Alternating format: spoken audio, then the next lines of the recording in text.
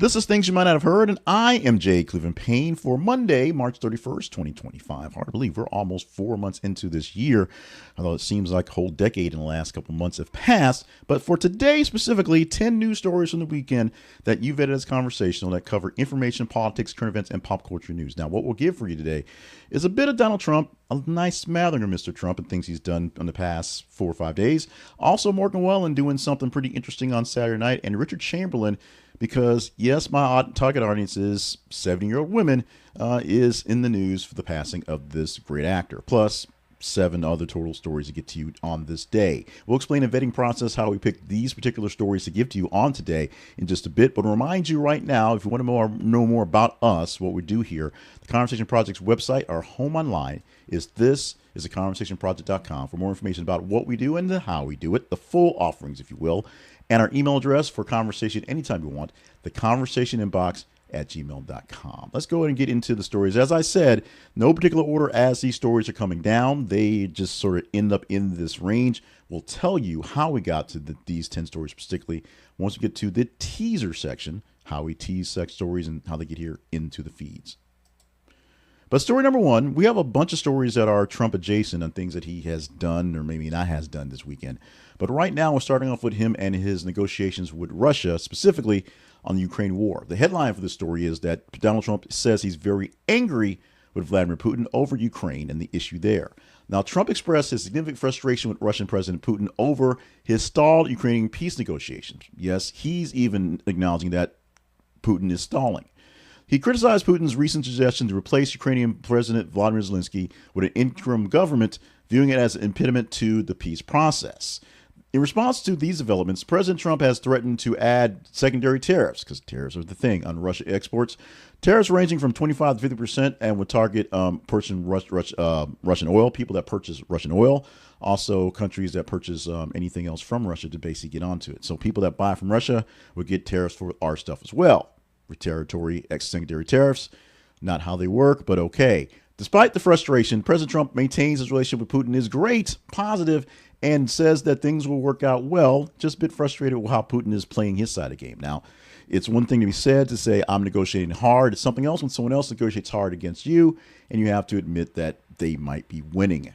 These developments particularly underscore the complexity of international diplomacy, dealing with other people, and challenges inherent when negotiating to an end to something like the Ukraine conflict. Something like a war ain't exactly doing a land deal, and it may take a bit more than just saying, do this because I said so, to make it say so. Iran rejects the direct negotiations with the U.S. in response to Trump's letter to them. They have officially, that's the nation of Iran, declined to have direct negotiations with the United States concerning its nuclear program, basically responding to a letter from President Trump where Iranian President Massoud Pezeshkian, sorry about that, conveyed that while direct talks aren't off the table, or they are off the table, basically the president said that talks are now off the table. Misreading of the president's name and bad grammar in the actual write-up. Sorry about that, robot editor. Tehran actually remains open to indirect negotiations with other intermediaries, but does not want to talk to us about this. The development follows heightened tensions between the two nations. President Trump actually wrote a letter that threatened with military action and the implosion of secondary tariffs, imposition, I guess I should say, if the nuclear agreement did not reach. Essentially, tariffs are when everything looks like a hammer.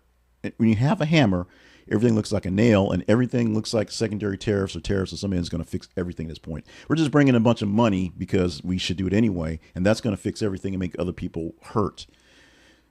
That's not how tariffs work. Iran's rejection of the direct talks via the letter and being the words from Donald Trump underscores the complexities of this diplomatic engagement as well between U.S. and Iran. Things don't go so well in the negotiations in international things with the U.S. and anyone right now that seems to have a beef for some reason, whether we think they're doing good or ill, and the highlighting the concerns addressing things like Iran's nuclear ambitions and regional activities. Iran is a state that harbors terrorists and actually supports people who do terror activity. That's a bad thing. Iran should be a sovereign nation because it should be, but it also shouldn't be paying other people to go blow up their enemies, which is a bad thing. How do you negotiate those things? I'm not a world leader, so I don't have the answer to that. If I did, I'd probably be running for president or something instead of doing this YouTube thing right here. In the meantime, we do know that Donald Trump is not doing well in a couple major negotiations. It is what it is. Although he would say he's doing great and things are going to work out, the bluster tends to tell us something else. Oh, speaking of the bluster, Americans want Trump to focus on prices over tariffs, but support deportation efforts, says a new poll. Now, recent poll data shows that Donald Trump's maintaining a strong overall approval rating for Donald Trump, and many Americans are expressing concerns about some things, though. Economic policies are the biggest one. They don't like tariffs. They think tariffs and inflation are bad, and tariffs will lead to inflation, which is not what they want to see. The report done by CBS News and US Gov, this survey conducted late March, so it's fairly recent, found that 64% of Americans believe President Trump has not focused enough on lowering prices, 55% stating that he is emphasizing on tariffs too much. Tariffs are going to raise prices, although they do bring money in because prices go up, but they believe that the tariff action is not the way to go. Just work on lowering prices in general. This is similar to a Reuters Ipsos poll that happened on March the 12th specifically. It revealed that 70% of Americans believe tariffs will push prices higher. Many view that economy actions are too erratic for Donald Trump. But despite those things, Americans seem to be down with some other things, including the immigration policies. Many Americans favor the push right now to send essentially all immigrants who don't have papers back, and in instance, immigrants who have basically overstayed their welcome. Folks that are on asylum, folks that have been refugees from wars or bad places. No matter where they come from, the Trump supporters are liking the fact that more immigrants, more migrants are being sent back to where they came from or someplace else, specifically the ones that are hardened criminals, to be said. Now, a lot to be said on these being sort of photo ops to a sense, or essentially just puffering up on what's going on. But Americans are somewhat down with Donald Trump's policies. The problem is the money stuff, the price stuff specifically. He spent a lot of time hyping up the fact that he's bringing prices down. Prices aren't coming down. And with tariffs coming in, prices will go up because they have to, because that's how tariffs work. Now, one piece of negotiation that is also stalling is what's going on in Gaza. That is the Israelis and Hamas, specifically, not the Palestinians who actually live there, but Hamas, who just sort of took it over, the terror group that's running there. The Palestinians are trying to actually fight their powers that being Hamas, and they've staged a long weekend of rare protests in the public to send Hamas packing, or to at least get them to negotiate to get out of the wars, and then hopefully get rid of them completely. Now, late in March, throughout the last part of this month, the Gaza Strip witnessed unprecedented public protests against Hamas, the Islamic group covering the territory as its governing body. Thousands of Palestinians took to the streets over the past couple of weeks in areas across of the Gaza Strip, demanding the end of the ongoing war with Israel and expressing frustration over deteriorating living conditions. Chants such as "Hamas out" and "We want to live in peace" echoed through the demonstrations. Hamas actually responded with severe crackdown on protests, as one would do if you lead with iron fists like this. They detained protest leaders and journalists. They were reportedly using force to disperse gatherings. A 22-year-old protester who had been abducted and tortured and killed by Hamas militants because of the protest. This highlights the group's brutal methods of expressing dissent. Now, while right now Hamas is supposedly working on and agreeing to a deal to actually end some of the hostilities, get extended ceasefire, release some more hostages back and forth, Israel's saying they kind of want more hostages released and they want Hamas gone, which is essentially what everyone wants right now. The problem is that when you're in some sort of power, whether you're forced or not, it's hard to get rid of it. And these rare displays of public dissent underscore the growing discontent with the Gazans, having Hamas being governor of governing body for so long and essentially prolonging the conflict with Israel because they get more response, they get more airtime, they get to be seen as heroes in their own minds when the world is seeing them as very, very bad people. They also get a chance to milk folks like Iran for more things to upgrade their actual conflict because they're fighting the natural enemy that is Israel. All bad things. Humanitarian crisis continues. A war that should not be war continues. The conflict is ongoing. This is something that needs to be cleared out, like a lot of things cleared out, and could be done fairly simply. Unfortunately, the parties involved, the people who are actually poking the bears, like poking bears and don't want to go away. The number 5 story for today. And this is an interesting story as I had to take in because it took me a while to actually kind of trigger what was happening with it here, although it was pretty simple. Talk had been going on for the past couple of weeks about the White House Correspondents' Dinner. The association has a annual dinner, and we already know that President Trump's not going. He hasn't gone. He didn't go in the last time. He had the joke told about him when Obama was there, and hilarity ensued. But the headline for this is that the White House Correspondents' Dinner, the association has announced the cancellation of their comedian for this year. It was slated to be Amber Ruffin, who was going to headline the gala dinner event. It marks a departure from the event's longstanding tradition of featuring comedic performances. Now, it's not necessarily a given thing. In the past couple of years, they've had historians come in and various other folks talk about things just to give the keynote. This year looks like no keynote will be happening at all based on, let's say, the conditions of the world.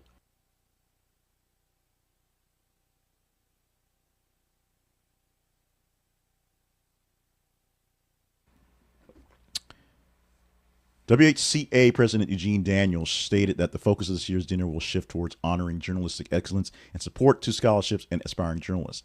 Now, this is something that's an interesting thing from this one because Eugene Daniels is known for being a pretty staunch critic for Donald Trump and a big supporter of, let's say, liberal type media and coverage. But they're going to do their best to highlight what's going on right now, and journalists, a lot of them being pushed out and pushed aside because of the ways and the means done by the Trump administration. The cancellation of this actual event with Amber Ruffin follows the White House Deputy Chief of Staff Taylor Budowich, who labeled Ruffin as a second-rate comedian after she made jokes about the Trump administration's policies and actions. Something she's been doing for a while, but essentially, as I said before, Trump administration, Trump himself, can't actually go along with the jokes. The move reflects the escalating tension between the Association of Journalists and the Trump administration.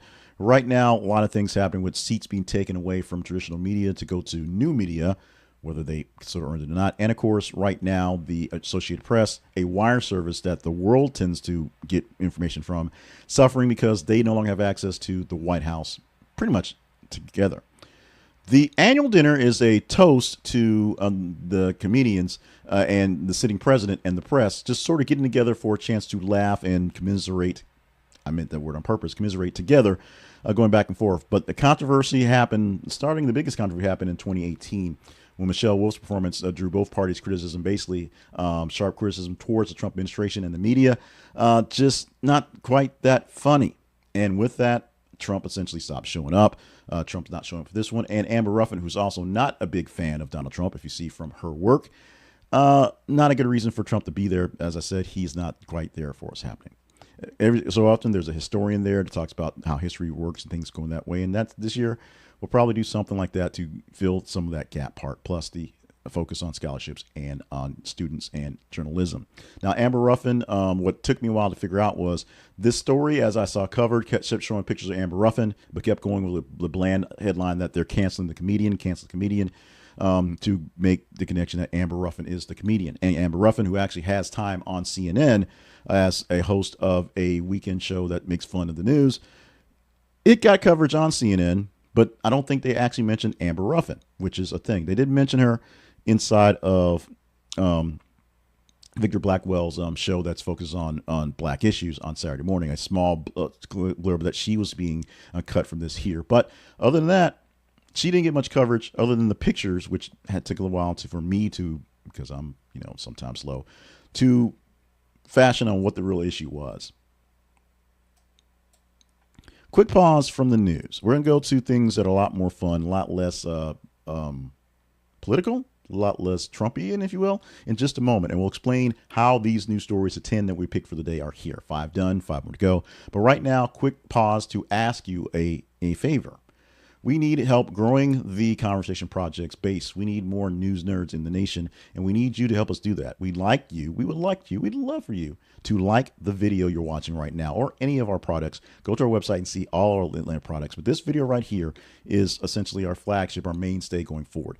The daily things you might not have heard basically starts the actual process for us having conversations across the internets.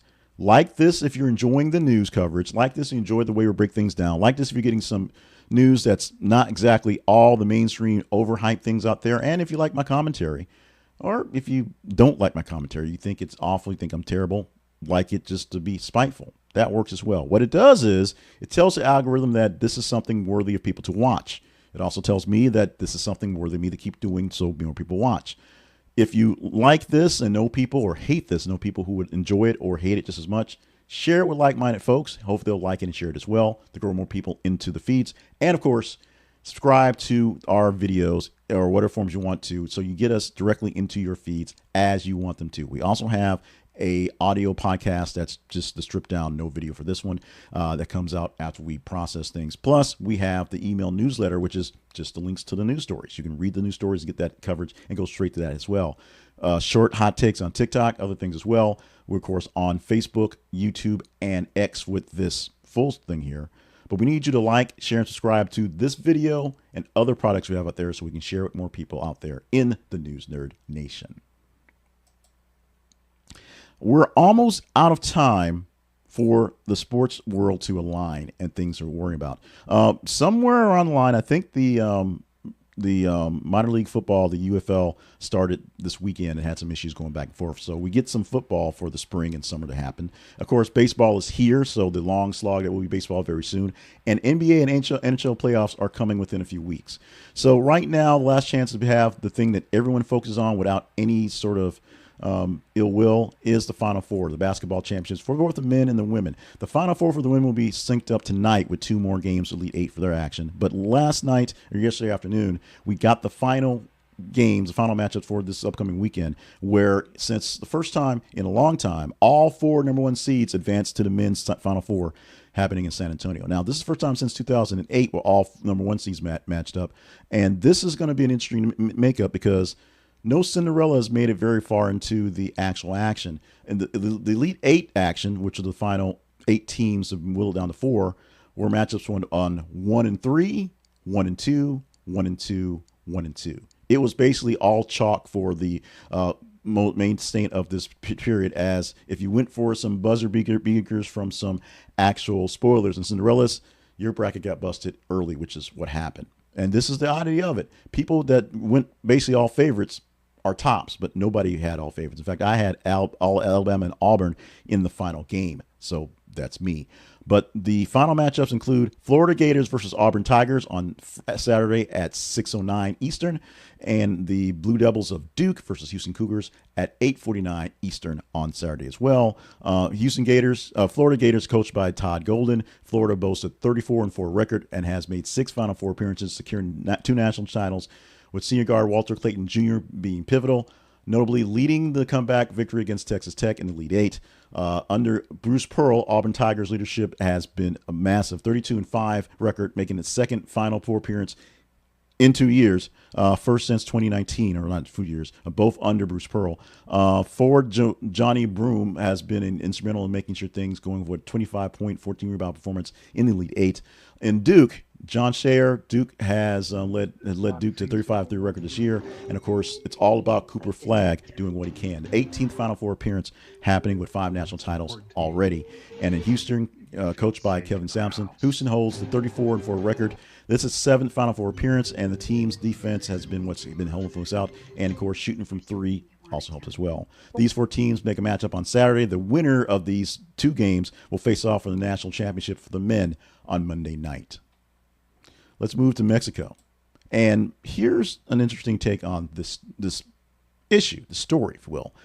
We keep saying that you can't do this here, U.S. You can't ban these things. One state just recently banned like all food dyes from all food, so somehow they have to figure out how to do that within the next couple of years. But Mexico has banned junk food sales in schools completely to combat their childhood obesity issues. So chips, drinks, all those things are no longer valid in Mexican schools. The effort to combat the nation's escalating childhood obesity has Mexico doing this ban comprehensive on all junk food and sugary beverages, and it's going into effect now. It is there. As of this moment, it's not going to happen. It aims to promote healthier eating habits among students and address the alarming rates of obesity related to health issues among Mexican youth. The sale of ultra-processed food, sugary drinks, and, of course, products bearing warning labels, including high levels of salt, sugar, and fats, forbidden at this point. That means chips, candies, sodas, you can't sell them in a school right now. Schools are encouraged to offer nutritious options, bean tacos, fruit, and plain drinks for like water to promote better dietary health supplements. The government is urging parents to support this initiative by prepping their healthy meals to go from home and sending them to school with those things as well. Now, obesity is a factor that's facing all of us, U.S., and all of us, the world. And obesity and diabetes are a big crisis for folks in Mexico, where 1/3 of its children are classified as overweight or obese. The widespread ability of junk food, because it's cheap, it's easy to get to, and the kids love it, make it a problem. The survey conducted between 2023 and 24 revealed that junk food was available in 98% of Mexican schools, sugar drinks in 95%. This goes way back to my days back, in high school, when the big thing was that the class president always promised to get soda machines into the schools. But, that was the 80s and 90s, so that wasn't happening. Now they are there. They are prevalent. They are fundraisers that are wrapped up in the school board things going forward. Even though there's the sort of thought process that we should eat healthier, there's also the fact that we make money off selling Cheetos and selling Cokes to folks, and energy drinks in some cases going forward. Now, noncompliance may result in fines ranging from $545 to $5,450, and of course, repeat offenses going back and forward. We will see how enforcing this ban will go. We'll see if we, U.S., can actually follow along suit with this one, because many folks have said this. We'll see if MAHA or AHA can actually do this and get some of the bad stuff out of schools and make our kids healthy again. And if we can actually pull this off, how long it takes to reverse the effects of years of eating this type of stuff for the kids and for the adults as well. The eighth story for this morning goes to the box office, where it didn't take much, but one movie was able to blow away woke Snow White with not much effort. That's Jason Statham's A Working Man, beating Snow White to get #1 this week box office. Now, Jason Statham is now basically doing the Liam Neeson thing, playing the same character in movies over and over again that are fairly easy and cheap to make, which is good because we all need the money, we all need the entertainment. But A Working Man debuted at the top this week in the domestic box office with $15.2 million, and it surpassed Disney, who made $14.2 million this weekend, which is a 66% decline from the $43 million that it made last weekend. It's going to take a long time to make up its money for Snow White. It will. Now, $30 million over international, so doubling that going forward. The international box office take for Snow White this weekend was $68.8 million.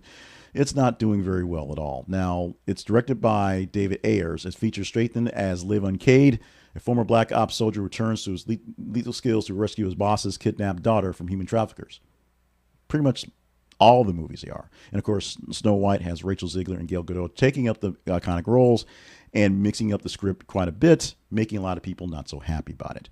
The success of Working Man highlights the interest in action movies and initiatives, and the fact that people just don't want this woke stuff right now.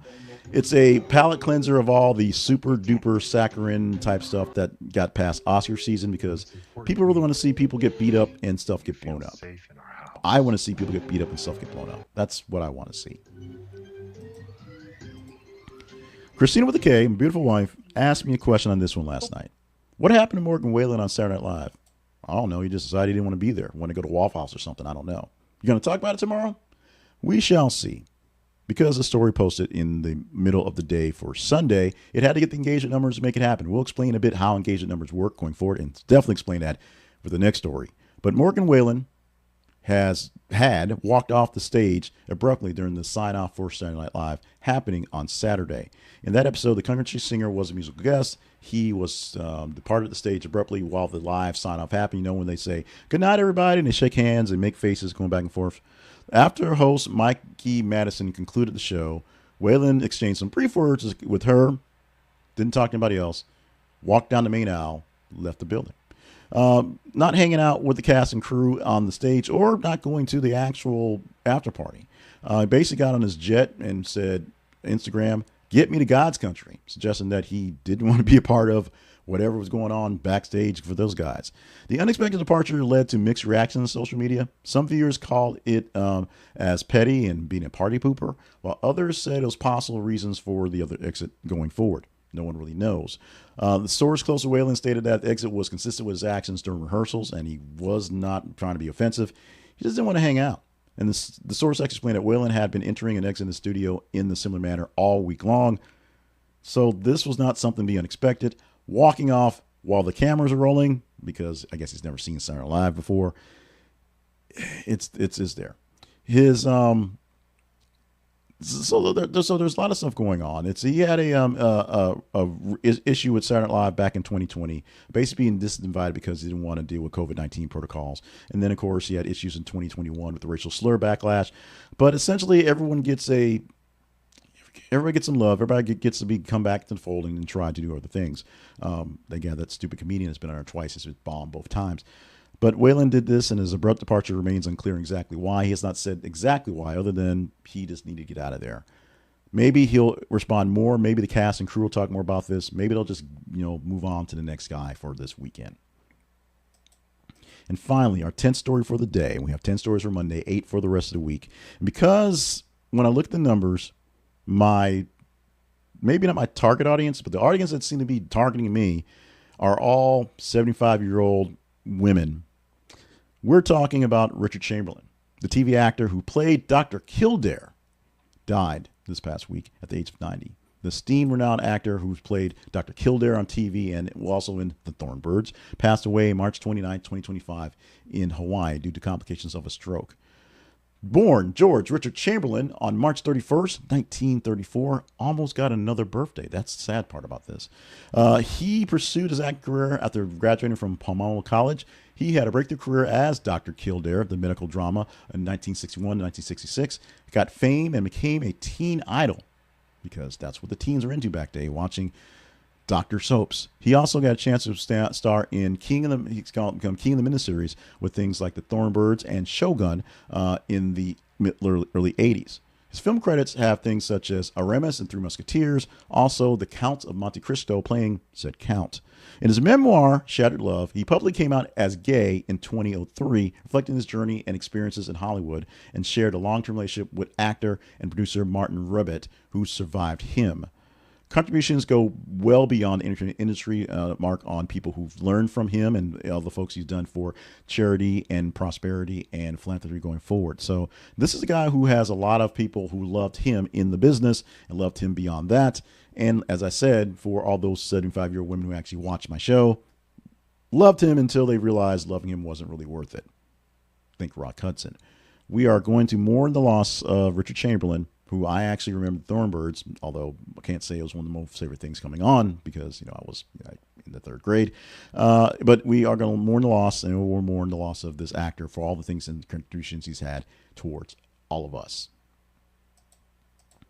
Wrapping up our stories, that's 10 headline stories for today. We're now at what we call our teaser section. We tease this particular story and talk about how the stories we pick for you get into our shows, both the things you might have heard, the daily show and the weekend show, where we go through updates on stories throughout the week. Now, daily, we pick news stories from across the internets.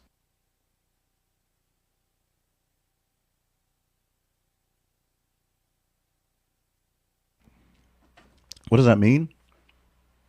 We aggregate news sites and other aggregators to see what stories are popping up, what's trending, what's good, what's bad, what seems to be interesting to talk about. And some things that are just downright weird, but we'll see what happens with them. And we put them in our feeds. Our feeds are our links on Facebook and X. Facebook.com/This Is the Conversation Project and X.com/TH_conversation. What you do there is follow us as you follow the rest of things in your feeds. Follow us on Facebook and X, and every 50 minutes or so, we post a news article from various sources. And you just need to tell us it's worthy of talking about by engaging it. This turns this into a dialogue, not a monologue. You tell us what stories are interesting. We'll go through at the end of the timeline. For today, we went through Friday through this morning. For tomorrow, it'll be from today to early tomorrow morning. And the rest of the week, we will do that, and we'll pick the stories. 10 for your Monday, because we had 90 stories to choose from the top half of those stories. And then 8 for Tuesday through Friday. We'll take the top half of 15 stories for the week and pull out 8 for those days. So that's how you get the particular stories. Now, this story headline we're teasing right now brings to mind the Malice in the Palace because it's the Pistons. 5 players and 2 coaches ejected after a skirmish in the second quarter of the Pistons v. Timberwolves game a few days ago. It was not quite that terrible. However, first thing I thought of was Ron Artest. That's the first thing I thought of. So, do you want to talk about the big fight happening at the basketball game or other stories that are more important to you? Just go to our feeds and tell us throughout the day which stories are worth it. Engage in them, like them, love them, hate them, share them, reply to them, talk about them, email me about them. The more you engage in a story, the more buttons we get to press to add numbers to that engagement score on Facebook and X, the better chance of talking about it. As I said, we'll take the top half of stories for today and we'll pick 8 of them for tomorrow to present for you here in this program, just like that. It's that simple. And if you don't like the stories you pick, email me at the conversation inbox at gmail.com and we will talk about it. Today's sponsor, YouTube TV. Now, we are mourning the loss of the sports going on with the NCAA basketball, but there's more sports coming. There is playoff basketball, the playoff hockey, and all the baseball you want to watch. And in order to get all the baseball you want to watch, you might want to get a package that's attached to a nice streaming service and cut the cable and get yourself some deals. We're going to give you $75 off for YouTube TV by using our link. This is theconversationproject.com/YouTube TV. This is theconversationproject.com/YouTube TV. We do get a small affiliate commission back for this, a little credit, if you will. Now, what you get from YouTube TV is, as the little picture says there, the best live TV streaming service overall. You can debate that back and forth, but I'm going to tell you, I've been using YouTube TV. I cut the cord many, many years ago, and this has been what our family uses. We have 4 members living in the house, and then I used an extra channel for other stuff. So all the members, we actually have a 2-year-old that apparently lives here as well. Doesn't belong to us, but is here all the time. We all have our own channels. I have 2. We all have our own DVRs. I have 2. We all have our own listings that doesn't get mixed up with anybody else. And we have unlimited DVR and all the subscriptions we want to going forward. All the local channels, ABC, NBC, Fox, CBS, all the big channels you're looking for, CNN, MSNBC, ESPN, all those things are there. And what they're doing with technology is amazing. YouTube TV has opened up a picture-in-picture or a split screen things for major sports things going on. So you can watch, if there's a broadcast TV going on for NCAA basketball, I could watch all 4 games at once. And trust me, I watched all 4 games at once and loved it all the past couple of weeks. For football, we watch football, put 2 by 2 going together. Baseball, you've got something coming on the regular channels. It's there. Plus, they're going to be tuned into whatever the streaming you get for the major league services. That's going to give you access to all your local teams, so you don't have to miss out on your market team because your market team is not where you live, your current market. You can be a Minnesota fan and actually live in Detroit, or you can be a Yankees fan living in Texas, or you can be a Seattle fan that lives in the Carolinas and get your baseball as you want to based off actual added streaming services. Plus, HBO Max, Showtime, all those things are available as well as added pieces. Time to switch for better way for TV. Get over 100 live channels and all your favorites and unlimited DVR storage for up to 6 accounts and watch it on all your devices. It's that simple. Go to our website for our affiliate link so we get a small commission. We get credit for it. This is theconversationproject.com/YouTube TV. This is theconversationproject.com/YouTube TV. Free trial. We'll get you started. And of course, when you start paying for it, we're going to knock $75 off for just being a pal. Check it out at YouTube TV. The Conversation Project lives online at this is conversationproject.com. And if you're tired of being told what to talk about in your news coverage, you can tell me what to talk about. Literally, we post news articles all day long, all night long, all weekend and weekday long for you to engage in. And you tell me what stories seem to be worthy of talking about. I do my best to pick the best ones and present them to you, and we go back and forth from there. Now, what we get from the Conversation Project with today's show is I'll cut some clips out from some of the articles here, some of the things we've done, and we'll put those in hot takes and other takes throughout the way. Also, we'll do some other short takes as well on YouTube, on social media, on TikTok as well, to make this an actual conversation. Engage in our videos, engage with our newsletter, engage with the audios in podcast form so we know we're talking back and forth. This is not just a straight up what's on the news, because as I watch CNN right now, there's an hour-long program right now that goes on. There's always hour-long programs, but they essentially hit the same top story 5 times in a row, 5 times throughout the hour, because you never know when people come in and come out. Here, we go through all the stories, we get you all the chance to look at them, and we give you our spiel.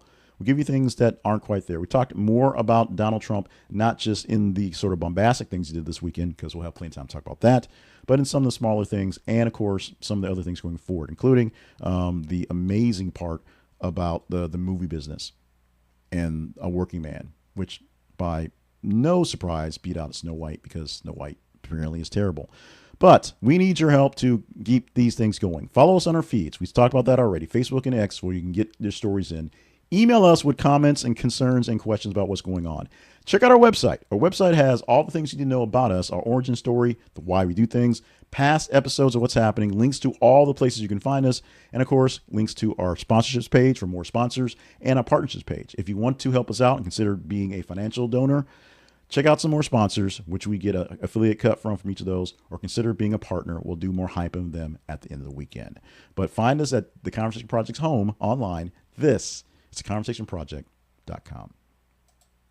Today has been Monday, March 31st, 2025. I am Jay Cleveland Payne, wrapping up for this Monday, getting ready for a full week of back and forth. I want to thank everybody who stuck around and did some things with us on the past week. It was a spring break week across many parts of Arkansas for the schools. My kid was out. I was out at my day job at school, so I got a chance to spend a little extra time doing honeydews, doing some catch-up stuff, and doing some experimental things here.